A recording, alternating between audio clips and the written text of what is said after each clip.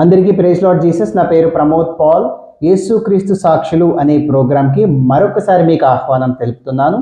ఈరోజు మన మధ్యలో ఉన్నారు సిస్టర్ సరస్వతి గారు.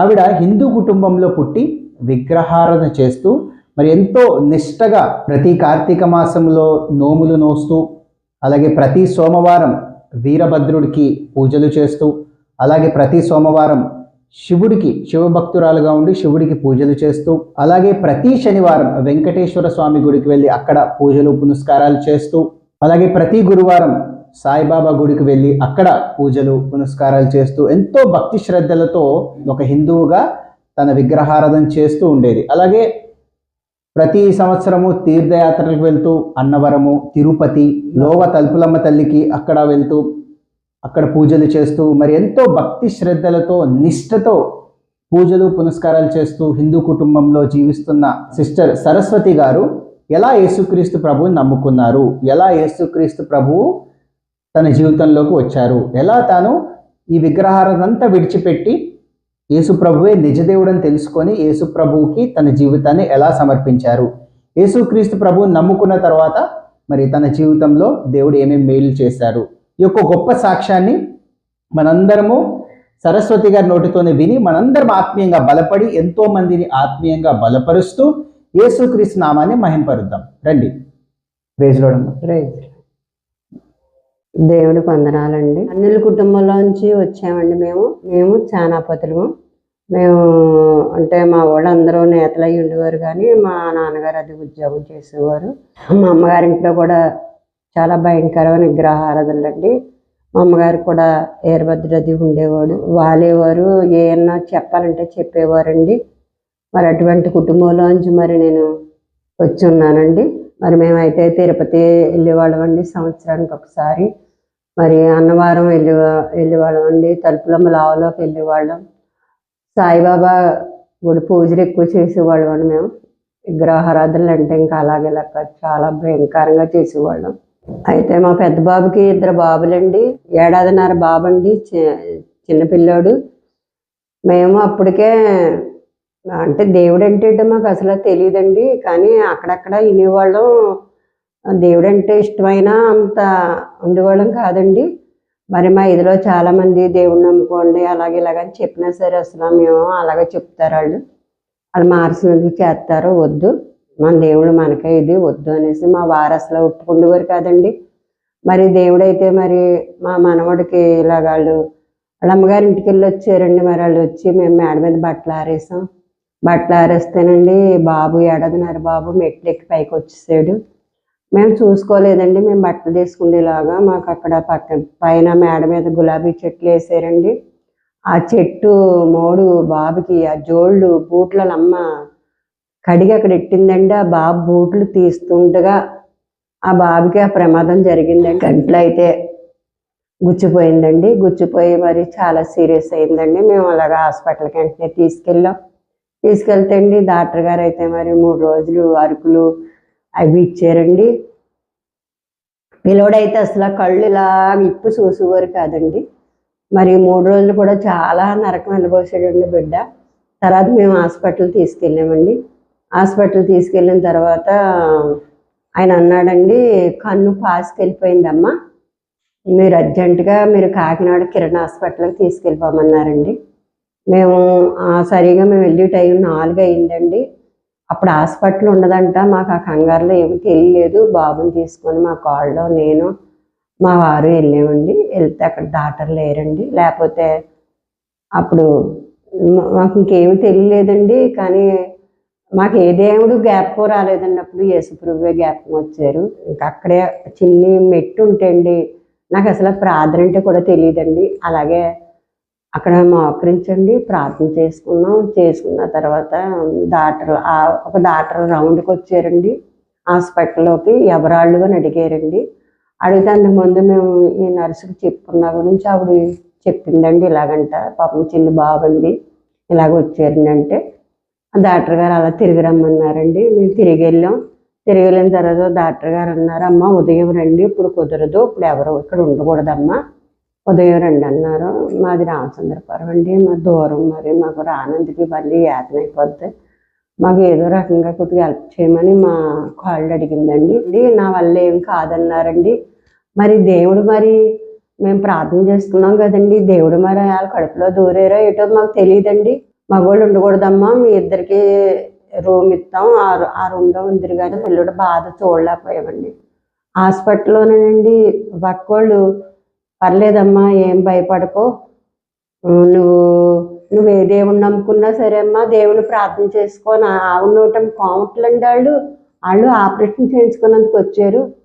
ఒక 2 మంచాలండి వాళ్ళవి, ఒక మంచం మీద చదువుకోనండి, 2వ మంచం మాకు ఇచ్చారు. మరి ఆ బిడ్డ బాధ చూడలేకండి తెల్లవారులు నిద్ర లేదండి, అలాగే ఉన్నాం. ఎప్పుడు తెల్లారుతుంది ఎంతో ఆశతోటి ఎదురు చూశానండి నేను. అప్పుడు బాధ అలాంటిది, ఆ చిన్న బిడ్డ బాధ చూడలేకండి మేము ఎంతో తలటెళ్ళిపోయేవాళ్ళమండి. మరి దేవుడైతే మాకు తెల్లారింది. ఫస్ట్ నర్స్ చెప్పిందండి, అమ్మ డాక్టర్ గారు వచ్చిన మీరు రెడీగా ఉండండి అని చెప్పిందండి. ఆ డాక్టర్ అమ్మ వచ్చిన తర్వాత ఆవిడ ఆపరేషన్కి రెడీ అయిపోయిందండి. ఎవరికో కళ్ళు ఆపరేషన్ చేయడానికి. అప్పుడు అయ్యో అమ్మ పాపం చంటి పెడితే నేను అనగా వచ్చారండి. సార్ ఏమో ఉండమని చెప్పారండి, పాపం వాళ్ళకి ఎవరో లేరంటండి ఇక్కడ అని చెప్పారండి. అప్పుడు ఆవిడ వెంటనే అండి కన్ను ఇలాగ ఇప్పి చూసి కన్ను పోయిందని చెప్పారండి. వెంటనే మాకైతే చాలా భయం వేసింది. ఏంటి ఇలాగ జరిగిందని మేము అన్ని దేవుళ్ళని అడిగానండి. అప్పట్లో మాకంటే దేవుడు అంటే ఏంటో మాకు తెలియదు కదండి. మరి అన్ని దేవుళ్ళు ప్రార్థన చేసుకుందామండి, అన్ని దేవుళ్ళు అడిగామండి. మాకు ఏ దేవుడు సాయం చేయలేదండి. మళ్ళీ ఆవిడ ఆపరేషన్ చేసి వచ్చేదాకా మేము అలాగే కూర్చున్నామండి. ఏమో చెప్పాం కదండి, అమ్మ మరి ఇలాగప్పుడు మరి ఎక్కడికి వెళ్ళమమ్మా, మేము ఏ దాటదారి తీసుకెళ్ళాలో చెప్పండి అమ్మా అని అంటే ఆవిడ అందే ప్రస్తుతానికి మందులు రాస్తాను అనండి అరుకులు రాసి బాబుకి ఇచ్చారండి. ఇచ్చేయండి ఇంకా మందులు పెట్టుకొని వచ్చేవండి. వచ్చేవే కానండి అలాగే ఎడుతూనే ఉన్నామండి అందరూను, మా కుటుంబం అంతాను. అప్పటికి మా పాప అయితే డిగ్రీ చదివిందండి. ఆ పాపకు కొన్ని విషయాలు తెలుసు. అప్పట్లోని తర్వాత ఇంటికి వచ్చేసామండి. ఇంటికి వచ్చేసిన తర్వాత అందరూనండి అక్కడ అందరూను అయ్యో ఇలాగైందంటే అందరూ బాధపడ్డారండి అక్కడ. అప్పుడు ఆ ఇదిలో దేవుణ్ణి నమ్ముకున్న వాళ్ళు ఉన్నారండి. ఉంటే ఆవిడ ఏం చేసిందంటే అండి, ఏం మీరు బాధపడకండి, నిజమైన దేవుడు గొప్ప దేవుడు యేసుప్రభు మీకు తెలియదు, మీరేమో వినరో చెప్పినా ఆయన ప్రార్థన చేసుకోండి, మీకు మీ బాబుకి కన్ను వస్తుంది మీ మనవడికి అని చెప్పేవారండి. చెప్పినా మేము అలాగే అమ్మ అని వాళ్ళు. ఆ బాధలో ఏం తెలిసింది కదండి. అప్పుడు ఇరుగు పొరుగు వచ్చి ఓన్లే తను ఎందుకు చెప్తుందో పోన్లే అమ్మ, రేపు శుక్రవారం కదా గుడికి వెళ్ళండి అన్నారండి. అప్పుడు ఆ బాబుని తీసుకోనండి మేము అదే చర్చికి వెళ్ళాం. ఆ పాస్టర్ గారు కూడా చాలాసార్లు వచ్చి మాకు అనుకోకుండానే ప్రార్థన చేసేవారండి. మరి దేవుడు మాకు ఇలాగ మేము నమ్ముకోవాలని ఉందేమండి, మరి ఆయన కూడా వచ్చి ప్రార్థన చేసేవారండి, చేసి వెళ్ళిపోయేవారండి. ఆయన నమ్ముకోండి అమ్మ అలాగేలాగేనమ్మ, దేవుడు గొప్ప దేవుడు అలాగేలా చెప్పేవారండి. అయితే సంఘం అంతానండి శుక్రవారం వెళ్ళామండి. ఆ సంఘం అంతా ప్రార్థన చేశారండి. చేస్తే ఆ ప్రార్థన ఎలా చేసుకోవాలో ఏటో ఏం తెలిసేది కదండి. కాకినాడలో మాకు చుట్టాలు ఉన్నారండి. ఎవరో పైనుంచి ఎవరో పాస్టర్లు వస్తున్నారు అని మా అక్క ఫోన్ చేసి తీసుకురమ్మందండి, ప్రార్థన చేద్దామని తీసుకురమ్మంటే ఆదివారం బాగా ఉంటుంది అక్కడ, అయితే ఆదివారమే రండి, శనివారం వచ్చేయండి అని.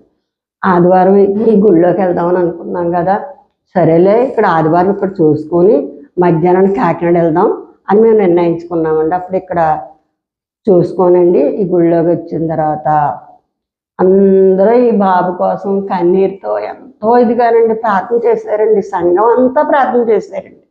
అది ప్రార్థన చేసిన తర్వాత మా ఇంటికాడ ఆవిడందండి, సాచుకుని చెప్పుకుంటానని చెప్పుకోమ్మా నువ్వు, దేవుడు కన్ను ఆ 3 రోజులు బిడ్డ కన్ను ఇలా తెరవలేదండి, అసలు 2 కళ్ళు మూసుకొనే ఉన్నాడండి. అప్పుడు ఆవిడ అలాగని చెప్పిందండి. నేను మనసులో మాట గుర్తుకొచ్చి, తండ్రి నా మనవడు కన్ను తెరిస్తే నేను మా కుటుంబం అంతా నమ్ముకుంటాం. అప్పుడు బాధలో ఏం మాట్లాడాలో తెలిసేది కదండి. అప్పుడు ఆవిడ అలాగని సాచుకుని చెప్పుకుంటానని చెప్పుకోండి మీరు గుళ్ళోకి వెళ్ళాకని చెప్పిందండి ఆవిడ.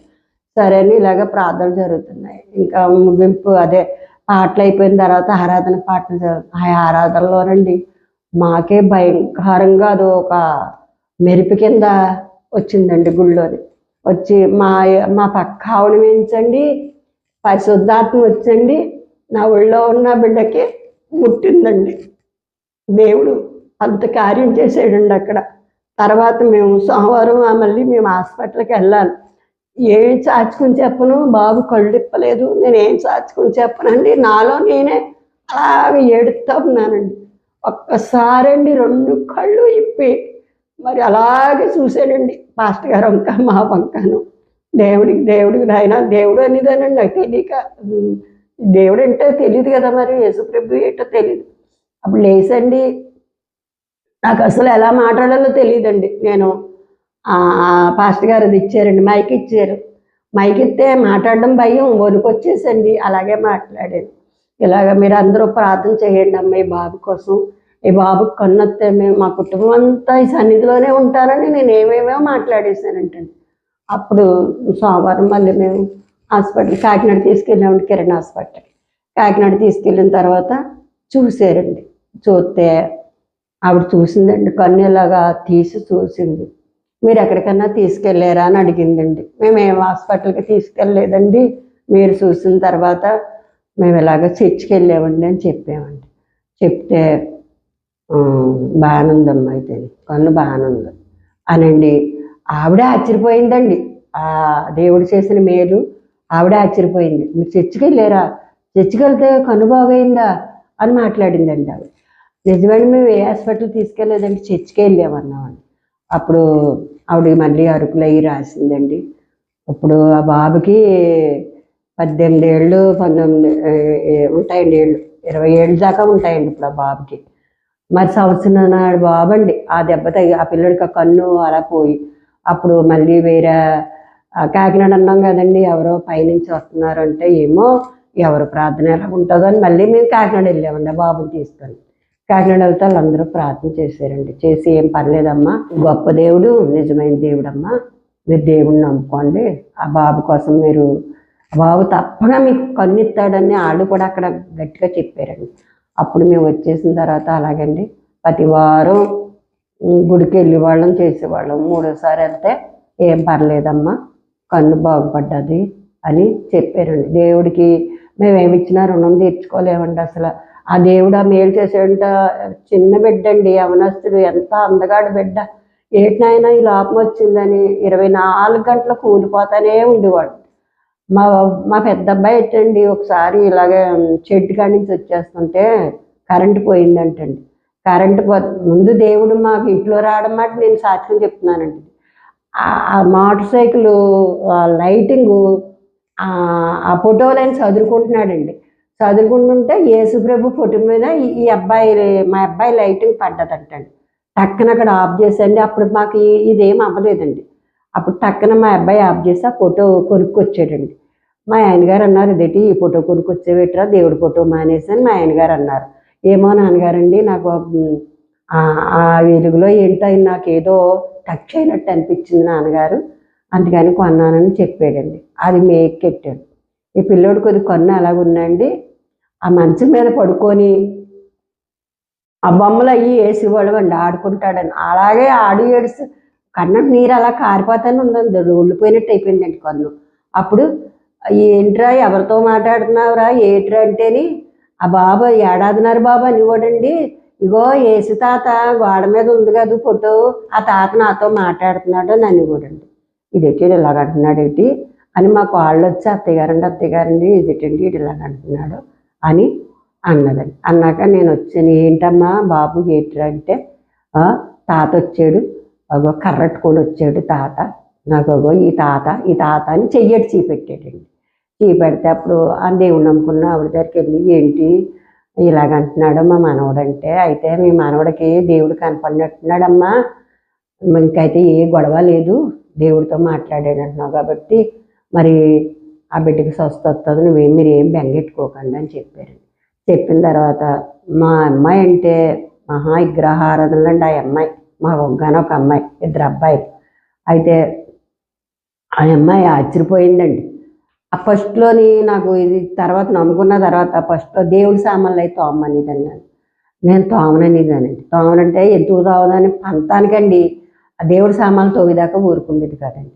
నాకు ఏంటండి ఇలా జరిగింది కదా, దేవుడు మనకి మేలు చేశాడు, మనం ఇలాంటి చేయకూడదు అని నేనంటే ఇనిది కాదండి.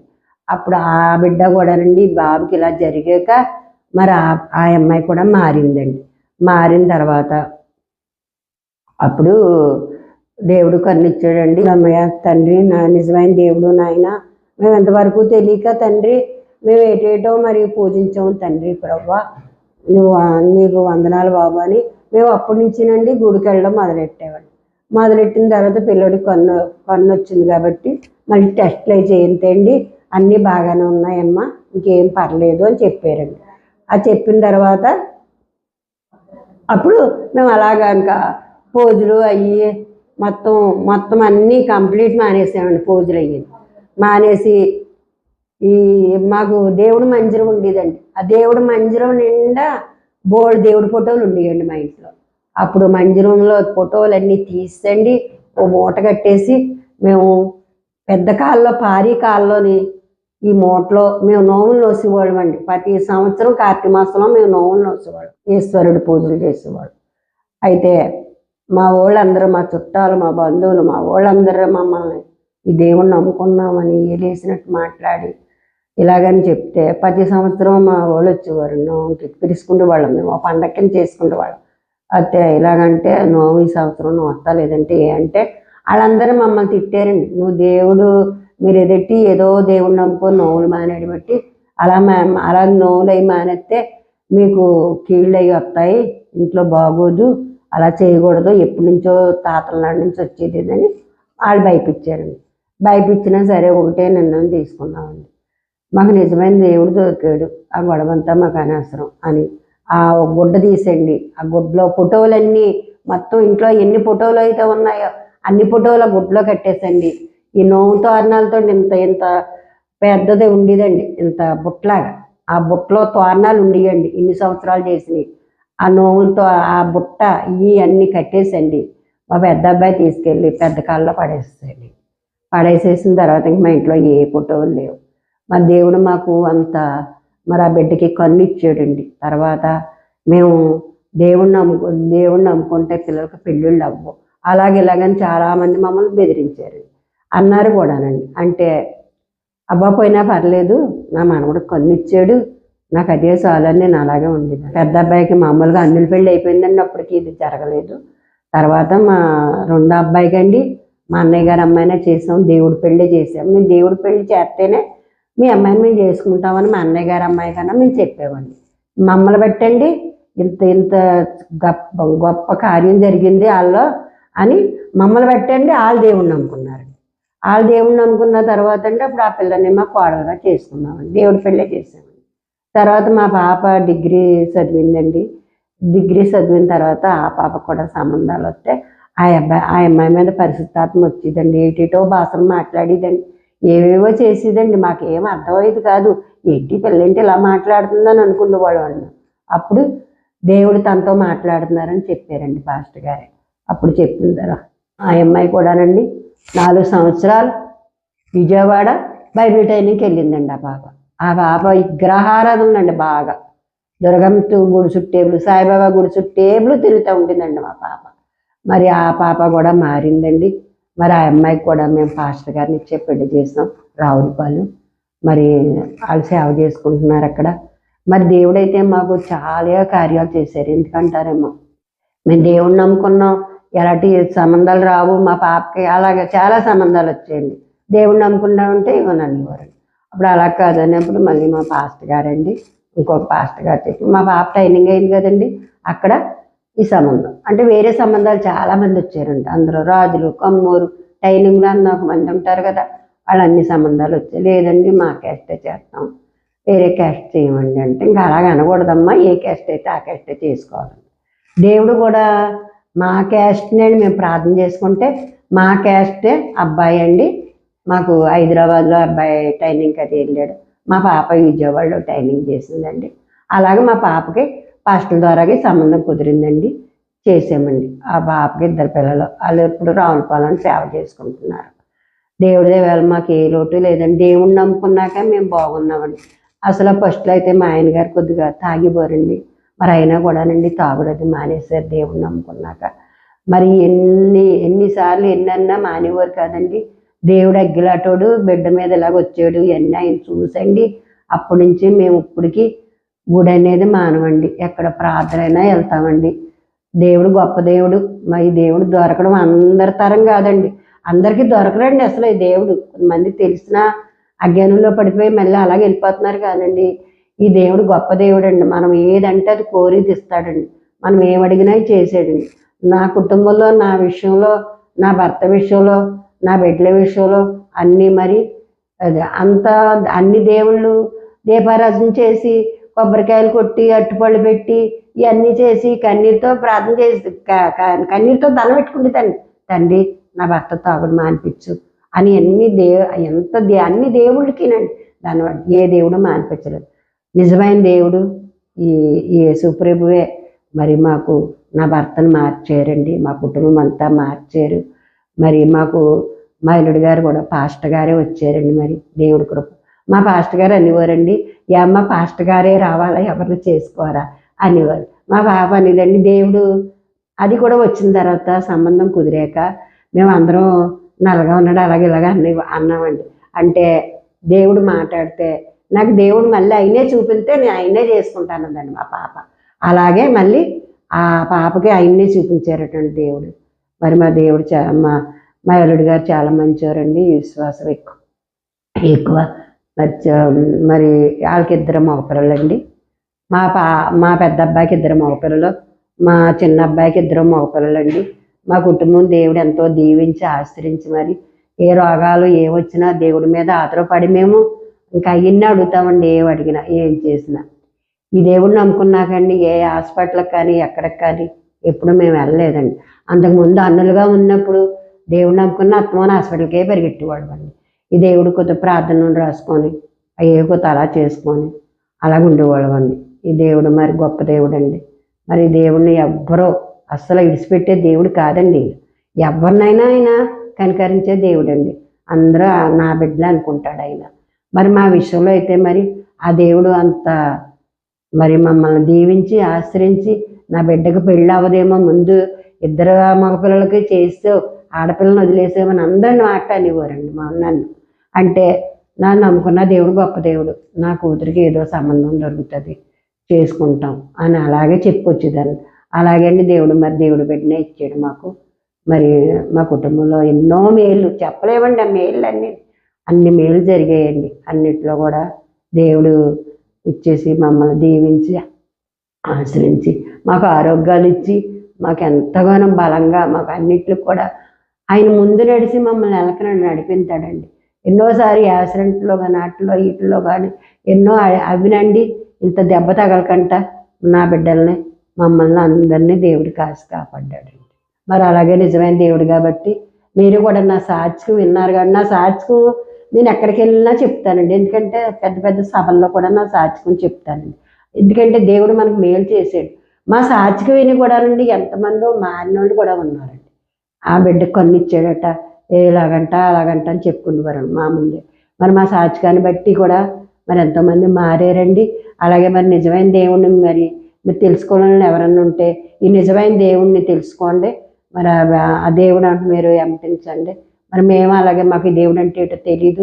విగ్రహారాధనలో వచ్చిన మాకు ఈ దేవుడిని నమ్ముకున్నాక అష్టవేదులు అన్నీ ఇచ్చాడండి, ఆరోగ్యాలు ఇచ్చాడు, అన్నీ ఇచ్చాడు.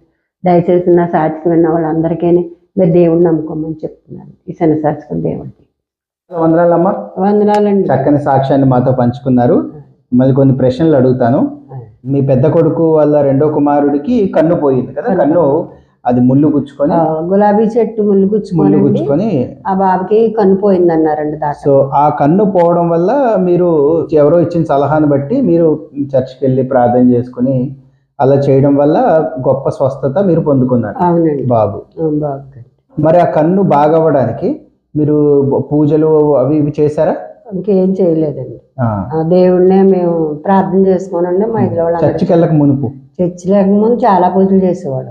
ఇప్పుడు మీ సాక్ష్యం చూస్తే మీరు ఇంతకుముందు చాలా నిష్టగా పూజలు పునస్కారాలు చేసేవారు. చేసేవాడు. ఇప్పుడు ఎలా అంటే సోమవారం వీరభద్రుడు పూజలు, సోమవారం శివుడు పూజలు, శనివారము వెంకటేశ్వర స్వామి పూజలు, గురువారం సాయిబాబా గుడికి వెళ్ళి అక్కడ పూజలు, తర్వాత కార్తీక మాసంలో నోముల మోసం వచ్చేవారు, అన్నవరం తిరుపతి, లోవ తలుపుతమ్మ తల్లి, ఇవన్నీ మీరు చాలా భక్తి శ్రద్ధలతో పూజలు చేసేవారు.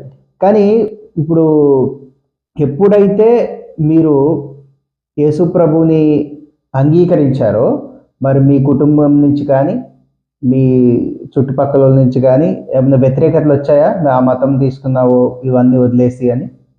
వచ్చేయండి. చాలా మంది మా చుట్టాలే మా బంధువులే అన్నారండి. అన్నా సరే మాకు దేవుడు మాకు మరి మా మనవడికి కన్ను ఇచ్చాడు కాబట్టి మేము ఇంకా ఆ దేవుడిని అమ్మడంతాం అని మేము చెప్పేవాడి. చాలా సంతోషం అమ్మా. ఇప్పుడు క్రైస్తవానికి వ్యతిరేకంగా మతోన్మాదం ఎక్కువైపోయింది. ఏమంటారంటే ఈ క్రైస్తవులు డబ్బులు ఇచ్చి మతం మారుస్తున్నారు అని అంటున్నారు. క్రైస్తవులు డబ్బులు ఇచ్చి మతం మారుస్తున్నారంటే హిందువులు డబ్బులు తీసుకుని మతం మారుతున్నట్టే కదా దాని అర్థం. కాబట్టి ఒక రకంగా హిందువులను కూడా అవమానిస్తున్నట్టే. సో ఒక హిందువుగా, ఇంతకు ముందు మీరు హిందువు కాబట్టి మీకు ఎవరన్నా డబ్బులు ఇచ్చారా? మీరు డబ్బులు తీసుకుని మతం మారారు? మాకు ఎవరు డబ్బులు ఇవ్వలేదండి. మేము అసలు ఆ ప్రశ్నే లేదండి. డబ్బులు మాకు ఎవరు ఇవ్వలేదు. మేము మా స్వస్థంగా మేమే దేవుడిని నమ్ముకున్నాం. ఆ కన్ను అద్భుత రీతిగా కన్ను పోయింది అని డాక్టర్ చెప్పిన తర్వాత మీరు మందిరంకి వెళ్తే ఆ దేవుని స్పర్శ దర్శనం మీరు పొందుకుని స్వస్థత పొందుకుని దాని ద్వారా మీరు మారారే తప్ప ఎవరో డబ్బులు ఇస్తే మారలేదు. డబ్బులు ఎవరు ఇవ్వలేదండి. మేము మారలేదండి. మా బాబుకి ఇలా జరిగేకండి మేము మారాం. ఓకే. దాని తర్వాత మీ భర్త తాగుడు మానడానికి ఎన్నో పూజలు చేశామని చెప్పారు. ఎన్ని పూజలు చేసినా మీ భర్త తాగుడు మానలేదండి. ఈ బాబుకి ఇలా జరిగాక దేవుడు నిజమైన దేవుడు కన్ను ఇచ్చాడని ఇంక మనం చర్చిలోకి వెళ్ళాం కాబట్టి మీరు ఇంకా అలా తాగకూడదు, ఇంకా దేవుడు మనకి ఎంతో రీతిగా మనకి ఆ బిడ్డకి కన్ను ఇచ్చాడు, మీరు మీరు ఇంకా తాకండి అని నేను చెప్పానండి. ఇంకా అప్పటి నుంచి అయినా దేవుడికి జడిసండి, ఇంకా మనోడు కన్ను ఇచ్చాడు కదా నాకు అంతగా ఏం కావాలని అప్పటి నుంచి అయితే తాగుడు మానేస్తారు.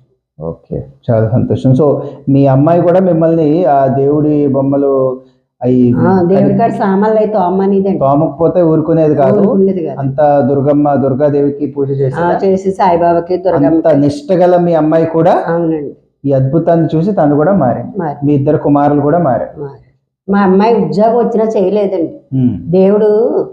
దేవుడు మాట్లాడి కూడా అండి ఇలాగ మేము నమ్ముకున్నాక దేవుడు కూడా ఉద్యోగం వచ్చినా కూడా చేయలేదంటే గవర్నమెంట్ ఇది కాదండి, ప్రైవేట్ గా ఏదన్నా డిగ్రీ చదివావు కాబట్టి ఏదో ఒకటి చేసుకుంటే దేవుడు నన్ను చెయ్యొద్దు అంటున్నాడు. శుభార్త చేసేదండి, శుభార్తకి వెళ్ళేది, ఎవరికన్నా ప్రార్థనలు అవి చేసేది చెందిందండి మా అమ్మాయి. చాలా సంతోషం అమ్మా, చక్కని సాక్ష్యాన్ని మాతో పంచుకున్నారు.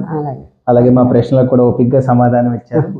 వందనాలు. విన్నారు కదా సరస్వతి గారి అద్భుత సాక్ష్యాన్ని. మరి తను ఎలా అయితే హిందూ కుటుంబంలో పుట్టి విగ్రహారాధన చేస్తూ ఎంతో నిష్టగా నోములు నోస్తూ ఎంతో పూజలు వ్రతాలు అన్నీ చేస్తూ మరి హిందూ సాంప్రదాయాన్ని పాటిస్తూ ఉన్న వారి జీవితంలోకి మరి ఎప్పుడైతే వారి పెద్ద అబ్బాయి కుమారుడికి కన్ను ముళ్ళు గుచ్చుకొని కన్ను పోయిన స్థితిలో ఇన్ఫెక్షన్ అయిపోయి డాక్టరు ఇంకా కన్ను రాదు పోయింది అన్న స్థితిలో మరి సలహాని బట్టి వాళ్ళు చర్చికి వెళ్ళి ప్రార్థన చేస్తే మరి యేసుక్రీస్తు ప్రభు, నిజ దేవుడైన యేసుక్రీస్తు ప్రభు, సజీవుడైన ప్రభు వాళ్ళని దర్శించి ఆ కన్నుని ముట్టి స్వస్థపరిచి ఆ అద్భుత స్వస్థత ద్వారా తన కుటుంబాన్ని అందరిని రక్షించుకొని గొప్ప మేలులతో వాళ్ళని నింపాడు. కాబట్టి ఇంత గొప్ప సాక్ష్యం వినట ద్వారా మీరందరూ ఆత్మీయంగా బలపడ్డారని మేము నమ్ముతున్నాము. అలాగే మీ జీవితంలో కూడా దేవుడు మీకు గొప్ప సాక్ష్యం ఇచ్చి ఉండవచ్చు.